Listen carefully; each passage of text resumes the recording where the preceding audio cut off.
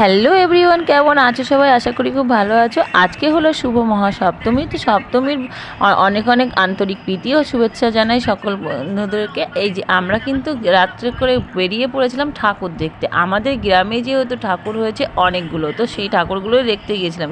শুনলাম যে সুন্দর সুন্দর প্যান্ডেলও হয়েছে। হ্যাঁ, এটা সত্যি যে প্যান্ডেলগুলো খুব সুন্দর হয়েছে। আমরা কিন্তু প্যান্ডেল দেখে লাইটিং দেখলাম, আর প্যান্ডেলগুলো যে এত সুন্দর করবে সেটাও ভাবতে পারিনি। ঠাকুরগুলো খুব সুন্দর হয়েছে। আমরা কিছু ভিডিও বানিয়ে নিলাম। তার মধ্যে দেখো ভিড় কেমন হয়েছে, প্রচুর ভিড় হয়েছে। আর যখন গেছি তখন হচ্ছে বাজে 9:30, তবু 9:30টার মধ্যেই কিন্তু এতটাই ভিড় আছে ওখানে।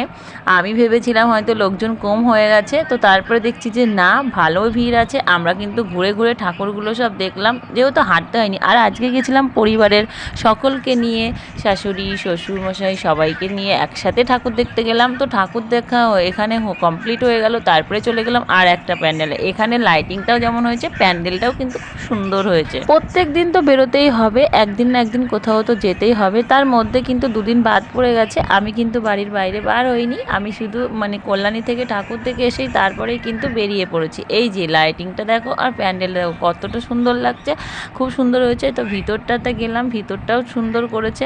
তো তারপরে কিন্তু ওখানে ঠাকুর দেখা কমপ্লিট করে আমরা কিন্তু চলে এসেছি আর একটা জায়গায়। একটু বাইরে দাঁড়িয়ে দাঁড়িয়ে একটু লাইটিংগুলো দেখছিলাম, আর লাইটিংটাই সুন্দর লাগছিল। প্যান্ডেলটার সাথে কিন্তু লাইটিংটাই দেখার মজা আর কি। তারপরে বললাম যে চলো অন্য সাইডে আর একটা ঠাকুর আছে, সেখানেও প্যান্ডেলটা ভালো হয়, দেখে আসি। তো তারপরে বলছে দাঁড়াও, ঠাকুরটা ভালো করে তারা দেখে নিল, যেহেতু তাদের বয়স হয়ে গেছে, একটু হাঁটতে হাঁটতে দেরি তো হয়ই। তো আমরা ঘুরে ঘুরেও আমরা একটু দেখিয়ে নিলাম। তো এখানে ঝাড়বাতিটাও কিন্তু খুব সুন্দর লাগছিল। তারপরে আমার মেয়ের বায়না ছিল ছবি ওঠা, যেহেতু ছবি তো উঠতেই হবে, ফটো না উঠলে কোনো আমেজই নেই। আর পুজো তো মনেই হবে না, যে পুজোতে কোনো ছবি পোস্ট না করলে কি আর করলাম। তো তারপরে কিন্তু দেখো ছবি টবি পোস্ট করে নিয়েছি, এখানে ঘুরেছি। তারপরে ওখান থেকে সোজা বেরিয়ে আমরা টোটো করে কিন্তু চলে গেছিলাম। আর হ্যাঁ, টোটো থেকে কিন্তু আমরা নামিনি, আমরা কিন্তু গাড়িতে বসে বসে ঘুরে ঘুরে দেখছিলাম। কিন্তু হ্যাঁ, শুধু একটু প্যান্ডেলের সামনে গিয়ে নেমেছি। এই দেখো আর একটা জায়গায় যেই আমরা এখানে এসেছি আর লাইনটা চলে গেল। তারপরে কিন্তু হাঁটতে হাঁটতে গেলাম। আর লাইটিংগুলো এখানে ভালো করেছে, কিন্তু প্যান্ডেলটা ভালো হয়নি। আগের বার কিন্তু প্যান্ডেলটা ভালো হয়েছিল, এইবার একদমই বাজে হয়েছে। তো যাই হোক, ঠাকুরটা কিন্তু খুব সুন্দর হয়েছিল। ঠাকুরটা সুন্দর হয়েছে, ভিতরটাও সুন্দর করেছিল।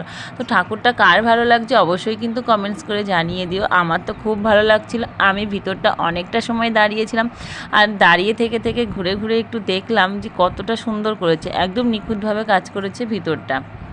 তারপরেই কিন্তু আমরা ওখান থেকে কিছু ছবি, কিছু রিল তুলে নিলাম। তোলার পরে আমরা শ্যুট করে ওখান থেকে বেরিয়ে এসেছি। বেরিয়ে এসে আমরা কিছু তো খাওয়া দাওয়া করব, তো তার জন্য কিন্তু এবার দোকানের সামনে দাঁড়িয়ে পড়বো। দোকানের সামনে দাঁড়িয়ে চলো দেখা যাক কি খাই। এই দেখো ফুচকা, আগেই প্রথমে ফুচকা। মেলায় গিয়ে ফুচকা না খেলে কোনো মেলার কোনো আমেজই আসে না। তো আমাকে আগে ফুচকা দিয়েছি, এই ফুচকাগুলো দারুণ ছিল। নিয়েছি এগরোল আর আইসক্রিম। আমার ব্লগটা এই পর্যন্ত।